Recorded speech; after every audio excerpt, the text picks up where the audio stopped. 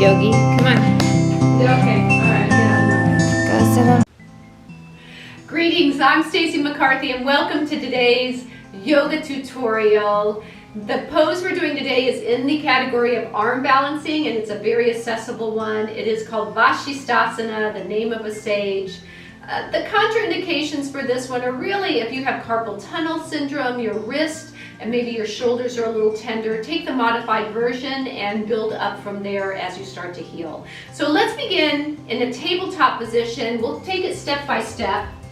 And we'll begin on all fours. You'll just have your wrist underneath the shoulders, the knees underneath the hips. Inhale, reach your left arm straight up. Now keep the right knee and the right hand on the ground, but extend the left leg back. You're in a modified side plank right now, Vashistasana. Now, one thing I'd like you to notice is the angle of this arm. So your wrist is under the shoulder or your hands just slightly out, adding a little more space for the shoulder girdle. So either one of those is just fine. Now in this modified version, some of the common misalignments is not being neutral in the pelvis, which means you're either sticking your booty out or you're too far forward. So see if you can find a nice neutral place for the pelvis.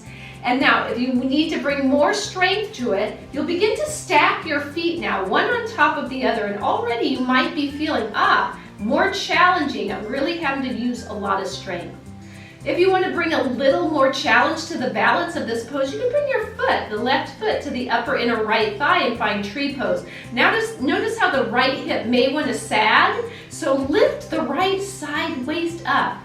And then finally, if you want a little more flexibility, you can grab the left big toe, first two fingers and thumb, and extend the left leg. Continue to lift up through the side waist. Keep the pelvis neutral.